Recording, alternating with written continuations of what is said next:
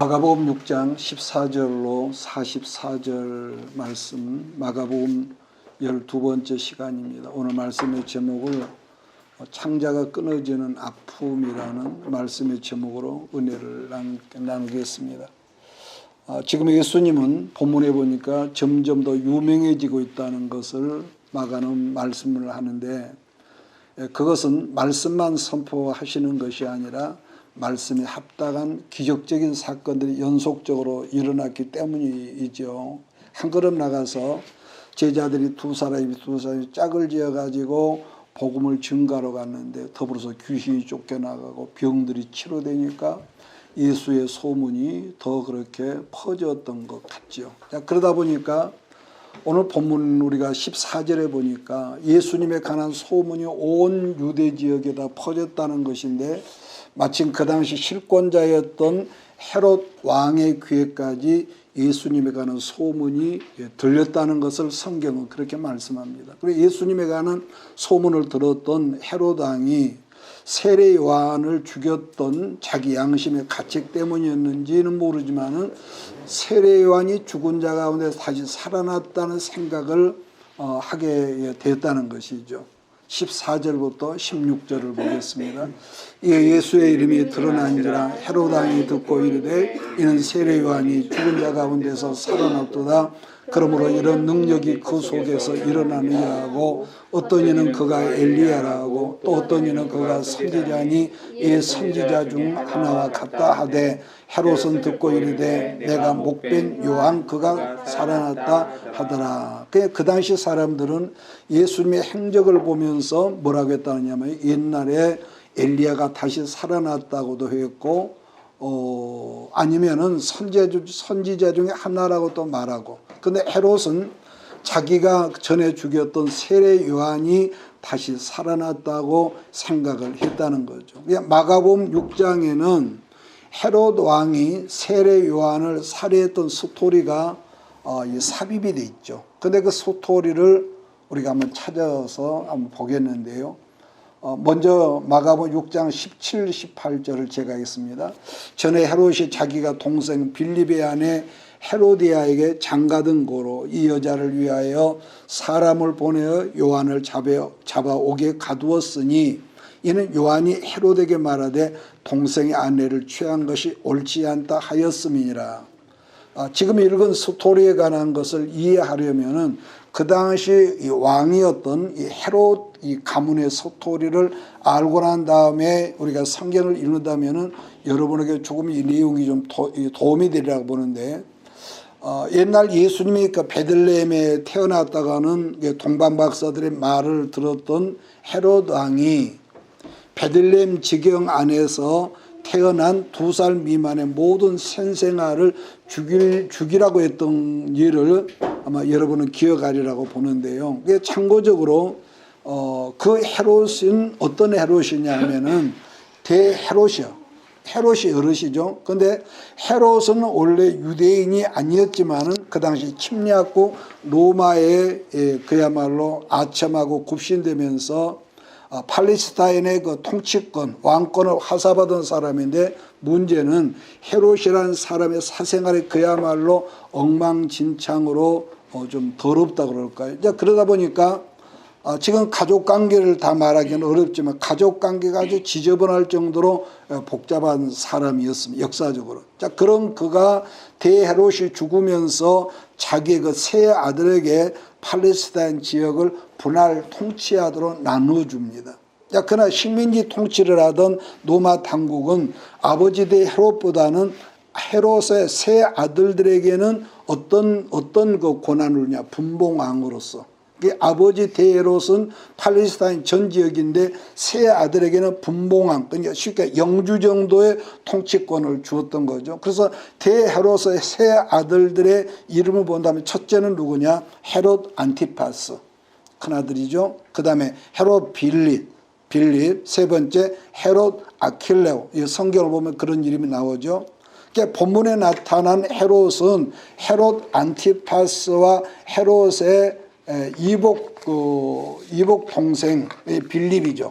빌립의 그 이야기가 이 안에 삽입이 되었다는 건데, 그러니까 헤롯 안티파스는 로마의 통치권자의 로마 왕에게 이렇게 뭐라고 할까, 아른 이 문안가던 중에 동생, 이복 동생 빌립의 집에 가던 길에 잠깐 들렸는데 이게 문제가 생긴 거예요. 어떻게 문제가 생겼냐면은 이복 동생 빌립의 아내였던 헤로디아가 상상 이상으로 여자가 예쁜 거예요. 너무너무 예쁜 거야.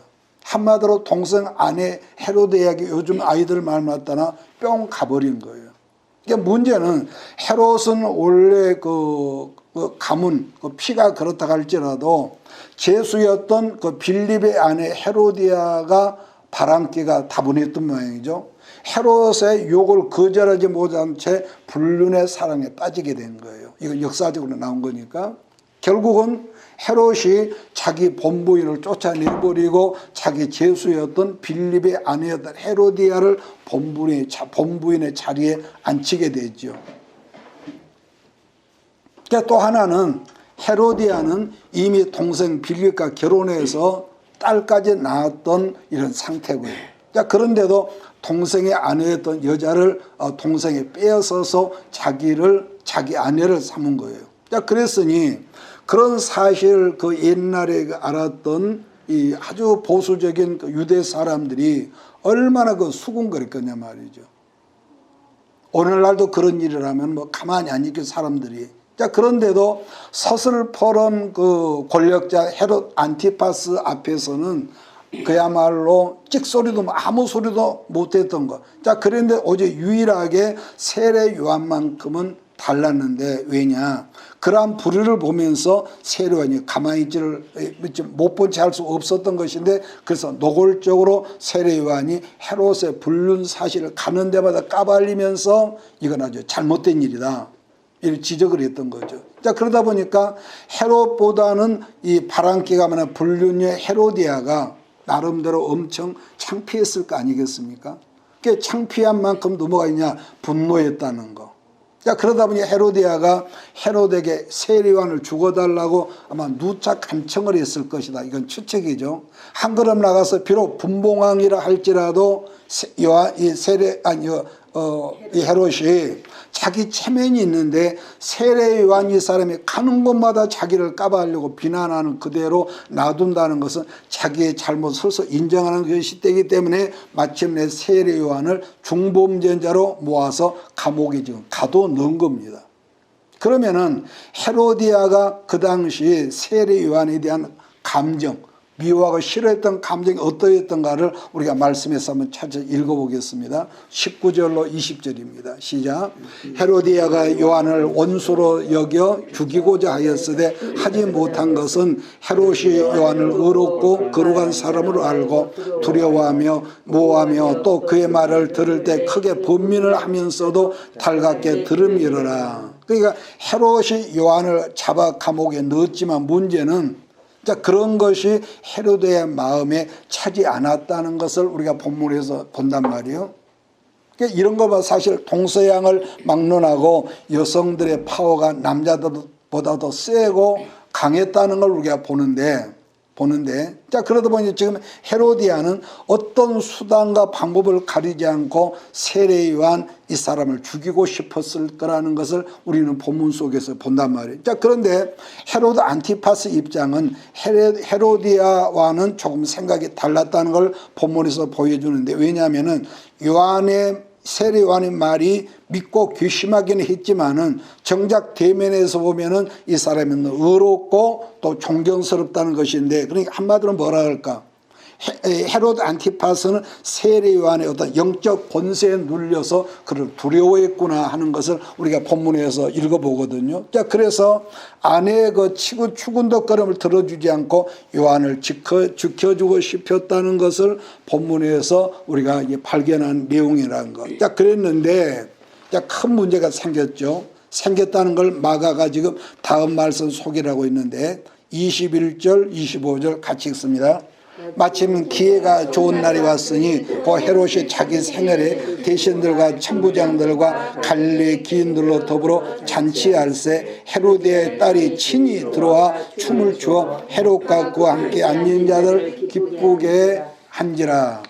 왕이 왕이 읽으십시오. 한지라. 왕이 그 소녀에게 이르되 무엇이든지 내가 원하는 것을 내게 구하라 내가 주리라 하고 또 맹세하기를 무엇이든지 내가 내게 구하면 내 나라의 절반까지라도 주리라 하거늘 그가 나가서 그 어머니에게 말하되 내가 무엇을 구하리까 그 어머니가 이르되 세례요한의 머리를 구하라 하니 그가 곧 왕에게 급히 들어와 구하여 이르되 세례요한의 머리를 소반에 얹어 곧 내게 주기를 원하옵니다 하니. 자, 여기서 봅시다. 우리는 보통 부전자전이라고 그러는데 여기는 모전여전인데 한마디로 대단하고 무섭도록 잔인한 여자가 헤로디아였다는 우리가 보거든요. 그러니까 헤롯의 생일날이 되니까 헤로디아에게 기가 막힌 군 뉴스 아니었겠습니까? 왜냐, 헤롯 왕이 자기가 통치하던 모든 갈릴리 지경 안에 고위급 관리들이나 유명한 그 지역 유지 신하 대신들을 자기 생일날 초청을 해서 그야말로 왕궁에서 큰 잔치를 벌였다는 거. 자, 그런데 예나 오늘날 잔치라면 술이 있는데 잔치가 무르익어갈 무렵이 되니까 남성들만 모임이니까 가무가 생겨났을 거 아니에요. 노래도 부르는 사람, 춤추는 무용수가. 그러나 뜻밖의 헤로디아 딸 살로메가 친히 들어와서 춤을 추는데 아마 내용 보니까 이 사람이 뻥 갈 정도로 기가 막히게 춤을 잘 췄던 것 같아요. 그랬더니 헤롯과 그 자리에 참석한 모든 고위 관료들이 살로메의 춤에 흠뻑 빠져들고 말았던 말 반했다. 자, 그랬더니 여기서 그걸 보면 기분파. 헤롯이 얼마나 감정지향적으로 막 김정은이가 그런다고 그러죠. 기분파 헤롯이 그 살로메에게 말하기를 네 소원이 뭐냐, 나라의 절반까지 원하면 주겠다 호언장담에 맹세를 하니까 그랬더니 옛말에 그 어미의 그 딸이라 말처럼 그 영악했던 여자아이가 어미에게 쪼르르 달려가서 뭐라겠다, 내가 왕께 무엇을 구할 거 했더니 어미가 얼마나 계획적이었겠습니까? 했다는 말이 뭐냐, 세례 요한의 머리를 잘라서 쟁반에 담아서 달라고 하라. 이게 보통 여자가 아니란 말이에요.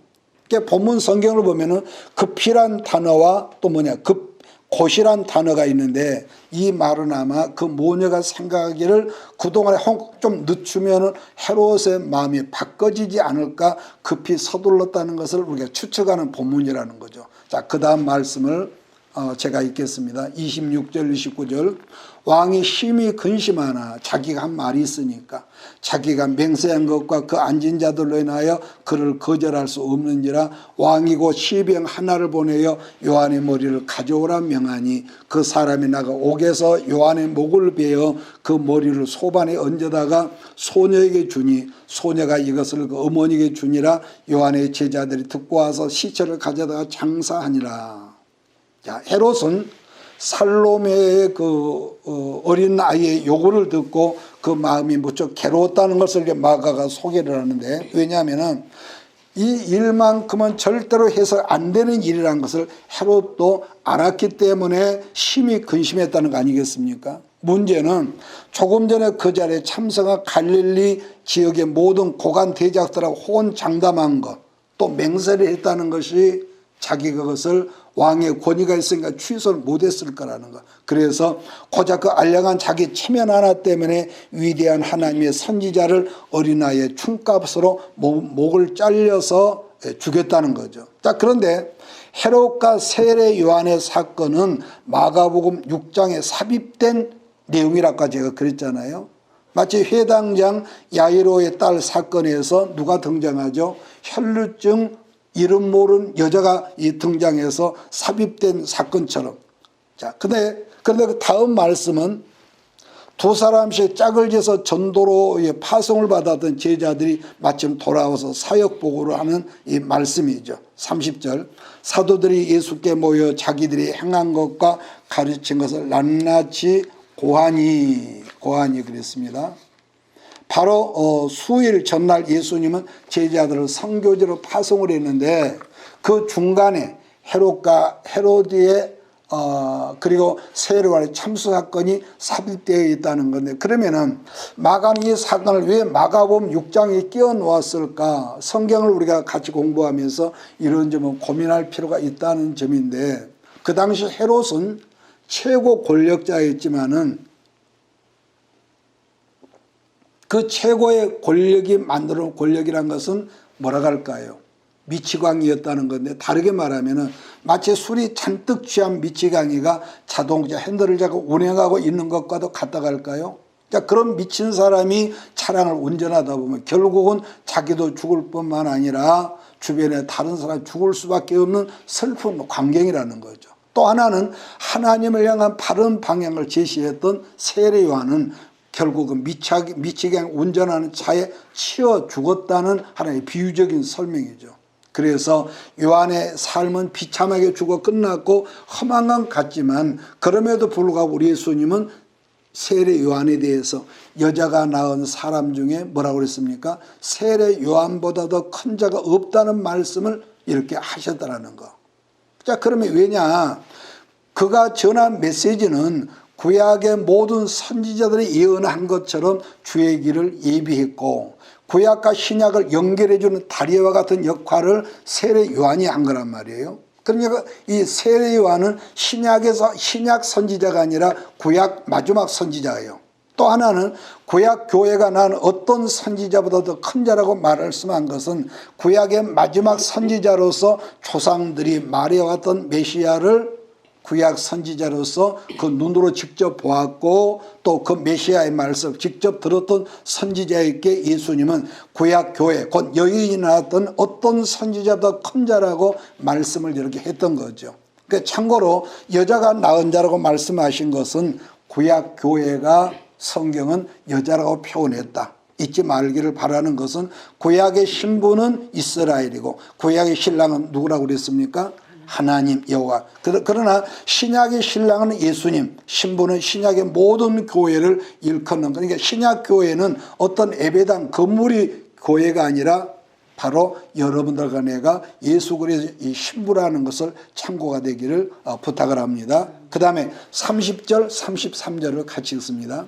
사도들이 예수께 모여 자기들이 행한 것과 가르친 것을 낱낱이 고하니 이르시되 너희는 따로 한적한 곳에 가서 잠깐 쉬으라 하시니 이게는 오고 가는 사람이 많아 음식 먹을 겨를도 없음이라. 이에 배를 타고 따로 한적한 곳에 갈새 그들이 가는 것을 보고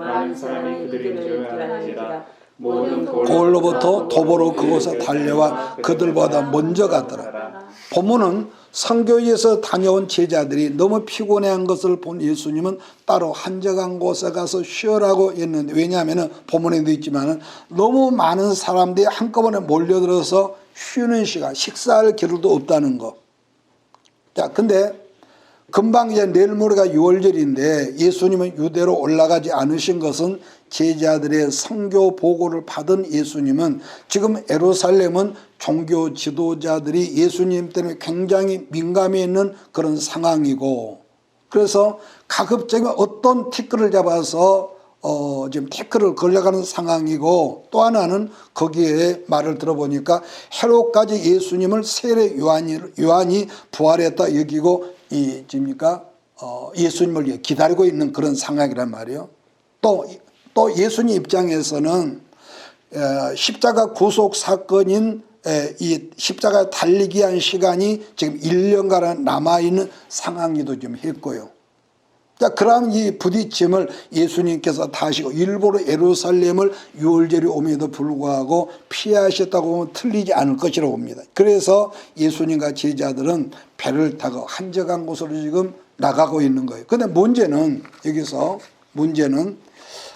예수님이 배를 타고 가시는 방향을 오숫가에서 보았던 사람들이 예수님이 가실 만한 곳으로 먼저 알고 도보로 뛰었다는 거 아니겠습니까? 자, 그러다 보니까 마을들을 거쳐 사람들이 뛰다 보니까 동네 사람들 궁금해서 같이 뛰었다는 거, 추측인데, 그래서 모이던 사람이 지금 얼마란 거냐? 남자만 무려 5,000명이다. 5,000명.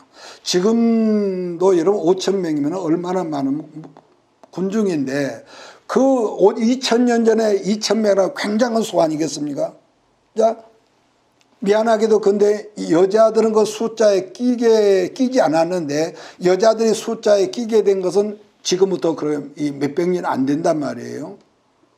그래서 33절을 보면은 그들의 열정이 얼마나 목마르고 많았다는지 예수님의 타고 오신 배보다 먼저 와서 기다리고 있었다는 거.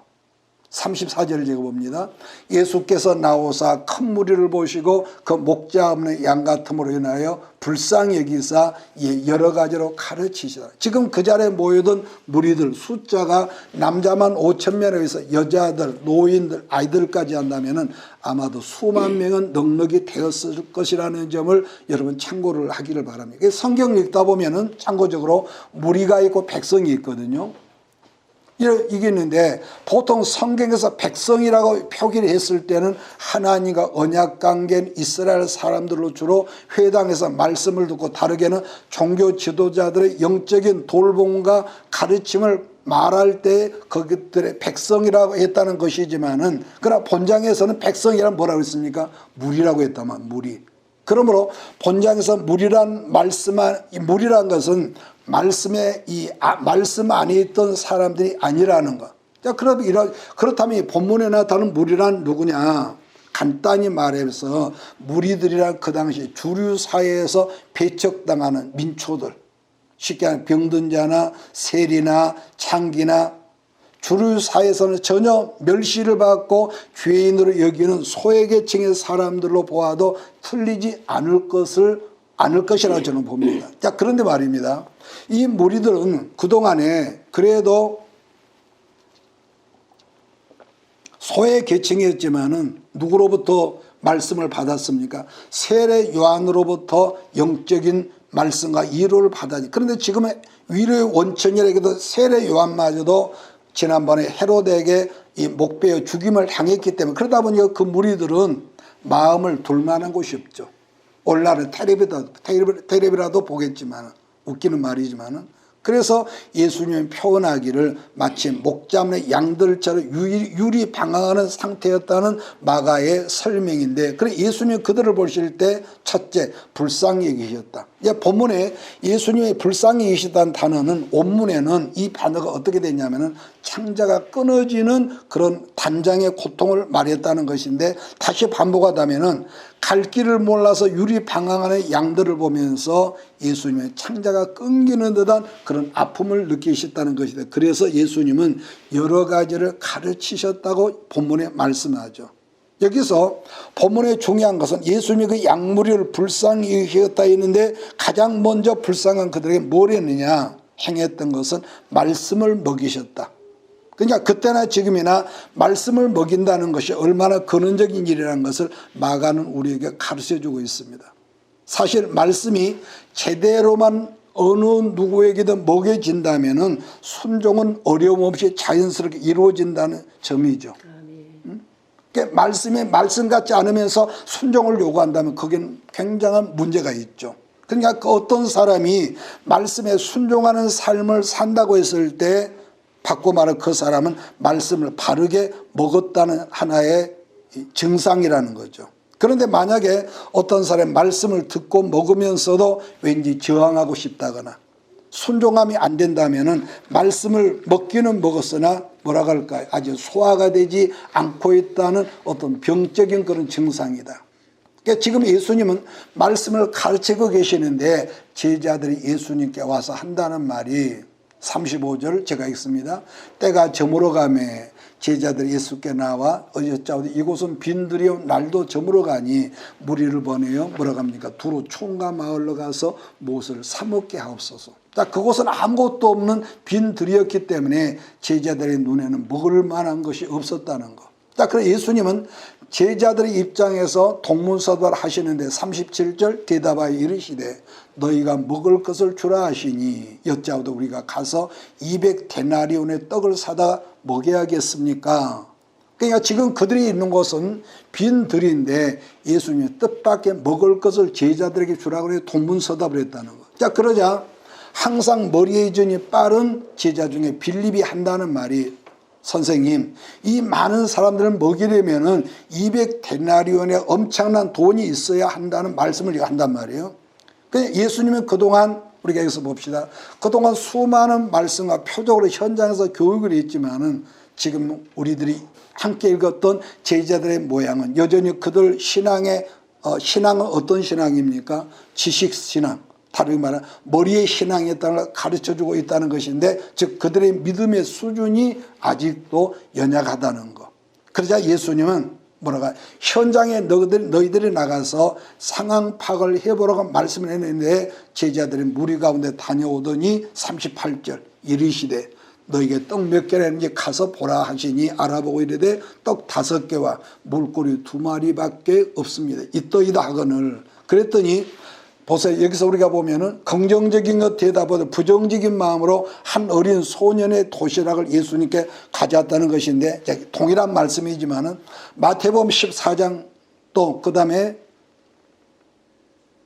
누가복음 9장 또 요한복음 6장을 우리가 이 병행 구절이 있는 말씀인데, 누가복음 9장 13절 4절을 보면은 예수께서 이르시되 너희가 먹을 것을 주라 하시니 여짜오되 우리가 떡 5개와 물고기 2마리밖에 없으니 이 모든 사람을 먹을 걸 사지 아니하고는 할 수 없사옵나이다 하니 이는 남자가 한 5,000명 됨이라.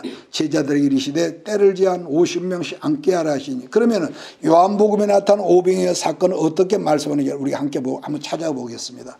요한복음 6장 7절로 10절입니다. 요한복음 6장 7절 10절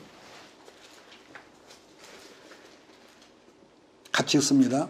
빌립이 대답하되 각 사람은 조금씩 받게 할지라도 200데나리온의 떡이 부족하리이다. 제자 중 하나고 시몬 베드로의 형제 안드레가 예수께 여짜오되 여기 한 나이가 있어 보리떡 5개와 물고기 2마리를 가지고 있나이다. 그 나이 그것이 많은 사람이 얼마나 되겠사옵나이까. 예수께 이르시되 이 사람들을 앉게 하라 하시니 그곳에 잔디가 많은지라 사람들이 앉으니 수가 5,000명쯤 되더라. 그래서 예수님은 제자들의 부정적인 말에는 전혀 아랑곳하지 않고 50명, 100명 단위로 풀밭에 앉게 하라고 말씀하죠.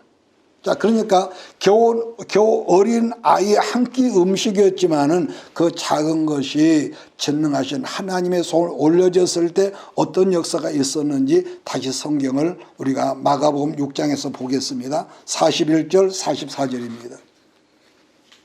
예수께서 떡 5개와 물고기 2마리를 가지사 하늘으로 축사하시고 떡을 떼어 제자들에게 주어 사람들에게 나누어 하시고 또 물고기 2마리도 모든 사람에게 나누심에 다 배불리 먹고 남은 떡 조각과 물고기를 12바구니에 차게 거두었으며 떡을 먹은 사람은 5,000명이었더라. 고작 보리떡 5개와 물고기 2마리를 축사받은 음식을 수만 명에게 나누게 했더니 뭐라고 합니까? 다 배불리 먹고 남은 부서로 12광절이 남았다는 거죠. 12라는 숫자는 언제나 안전수라고 그러는데 그 많은 사람이 다 먹었고 12광절이 남았다는 거죠. 그러나 이 말씀을 영어로 우리가 해석한다면은 광야에서 예수님은 처음으로 성찬식을 한 거다. 왜 그렇게 우리가 비유를 하냐면은 요한복음 성경을 보면 예수님은 나는 산떡이다 그랬거든요. 나는 산떡이다.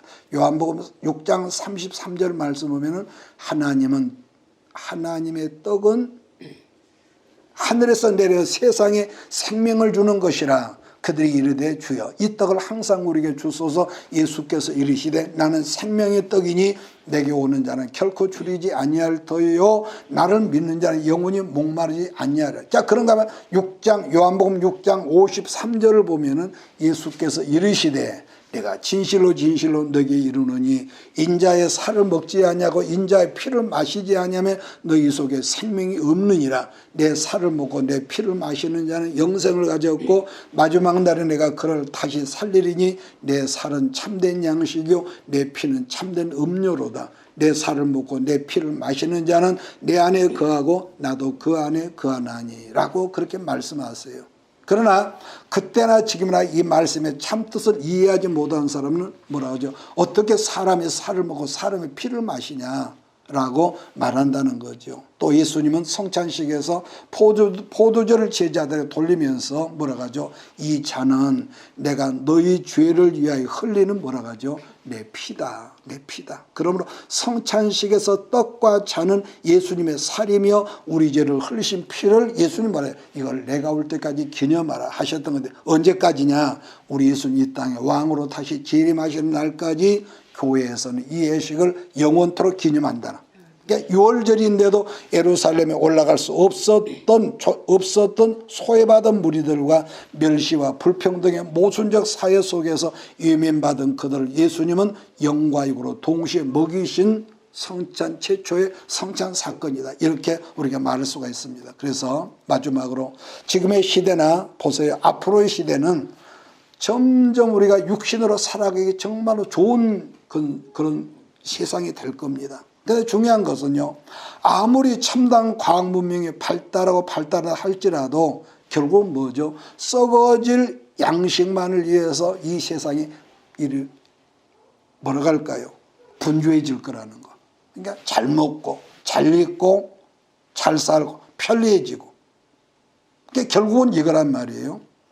그런데 중요한 것은 육신의 소강선 아무리 화려하고 풍족하고 발전될지라도 그러면 그럴수록 뭐가 있습니까? 영은 기진하고 영적인 것은 공고해진다는 것이기 때문에 마지막 시대를 살고 우리들은 뭘 항상 기도를 해야 하느냐. 여러분 가정에서 일터에서 기도할 때 항상 하나님의 성령으로 나를 덮어주시고 나를 덧입혀 주시고 나를 채워주시고 성령 충만해서 기도하고 그래서 그 어느 날 왜냐 어느 날인가 성령께서요 지금은 아무런 우리가 뭐가 없지만 어느 날인가 여러분에게 내게 옛날 하나님께 말씀하신 거죠. 일어나라 빛을 발하라 말씀하실 때가 여러분에게 어느 때인가 온다는 사실을 믿기를 바랍니다. 어느 때인가는 옵니다. 어느 때인가. 우리는 지난 3년 동안에 중국 코로나가 전염병으로 그래도 힘든 속에서 믿음으로 살려가는 사람들을 보았고 또 현실과 적당히 타협하면서 그러니까 온라인으로 그러니까 침대에 누워서 이렇게 적당히 타협하면서 살려는 사람들을 마치 똑같은 뭐라고 할까요?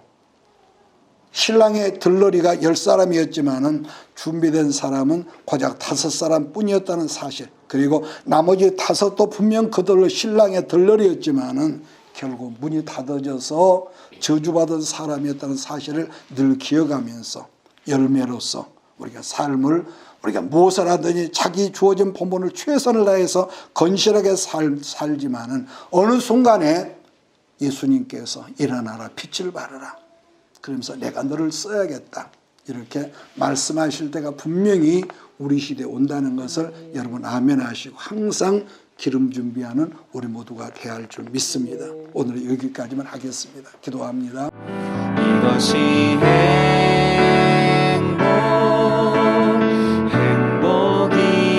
행복이라오 세상은 알 수 없는 하나님 선물 이것이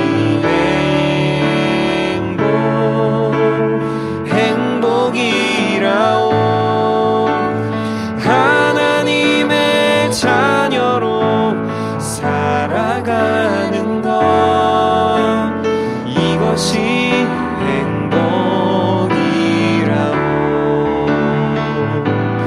이것이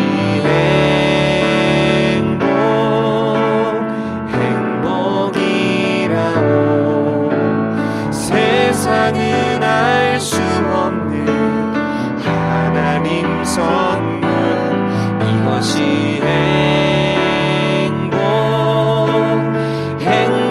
행복이라오 하나님의 자녀로 살아가는 것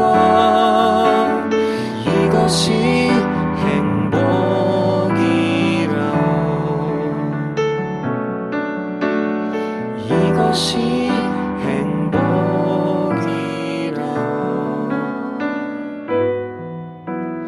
이것이 행복이라오